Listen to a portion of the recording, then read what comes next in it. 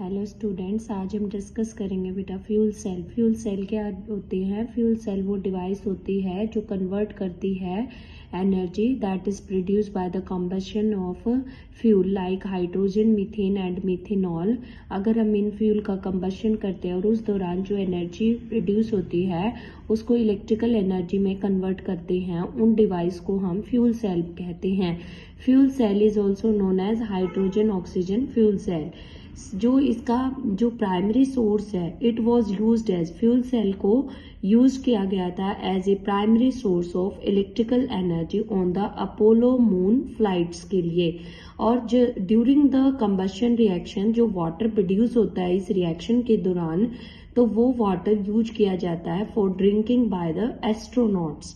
तो hydrogen oxygen fuel cell में क्या होती हैं? पोरस कार्बन इलेक्ट्रोड होती हैं जिनमें एक सुटेबल कैटलिस्ट यूज किया जाता है। इसमें कॉन्सेंट्रेटेड KOH और NaOH एक सुटेबल इलेक्ट्रोलाइट का काम करते हैं।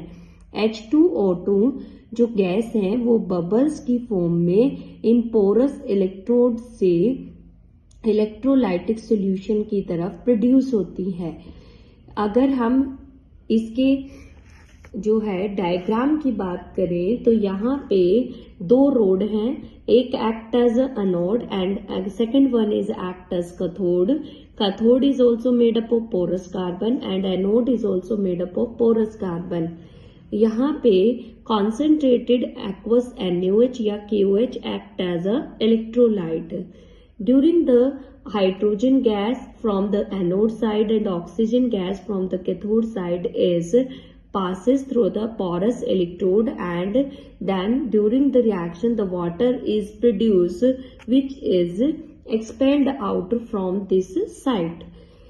If we take the reaction at the anode, so we know that at anode oxidation takes place. Then at the anode side hydrogen gas in presence of hydroxide ion which is produced by the KOH or NaOH convert into water with the 4 electrons are removed. At cathode oxygen gas with react with water molecule with the 4 electron and convert into hydroxide ion.